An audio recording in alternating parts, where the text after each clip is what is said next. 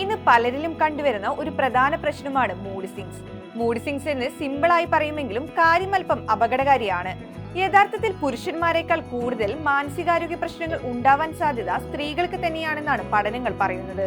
ചുറ്റും നടക്കുന്ന കാര്യങ്ങൾ വല്ലാതെ മനസ്സിനെ ബാധിക്കുന്ന അവസ്ഥയിലാണ് മൂഡ് സ്വിങ്സ് ഉണ്ടാവുക.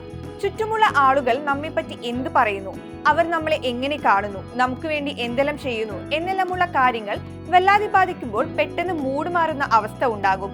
ഓസ്ട്രേലിയയിലെ ബെർഗോഫർ മെഡിക്കൽ റിസർച്ച് ഇൻസ്റ്റിറ്റ്യൂട്ടിന്റെ നേതൃത്വത്തിൽ നടന്ന പഠനത്തിലാണ് സ്ത്രീകളിലെ വിഷാദ രോഗത്തെ പറ്റി പറയുന്നത്. ജനിതക വസ്തുതകൾ പരിശോധിക്കുമ്പോൾ പുരുഷനേക്കാൾ സ്ത്രീക്ക് ക്ലിനിക്കൽ ഡിപ്രഷൻ സ്ഥിരീകരിക്കാൻ സാധ്യതകൾ കൂടുതലാണെന്നാണ് പഠനത്തിൽ കണ്ടെത്തിയത്. സ്ത്രീകളിൽ വിഷാദത്തിന് കാരണമാവുന്ന 13,000 ജനിതക മാർക്കറുകൾ കണ്ടെത്തിയിട്ടുണ്ട്. പുരുഷന്മാരിൽ ഇത് വെറും 7,000 മാത്രമാണ്. ഈ അന്തരം തന്നെയാണ് ഇരുവരിലും മാനസികാരോഗ്യം വ്യത്യസ്തമായിരിക്കാൻ കാരണമായതും. മെറ്റബോളിസമോ ഹോർമോൺ ഉൽപാദനമോ ആയിരിക്കാം ഇതിന് പിന്നിലെന്നാണ് ശാസ്ത്രജ്ഞർ പറയുന്നത്.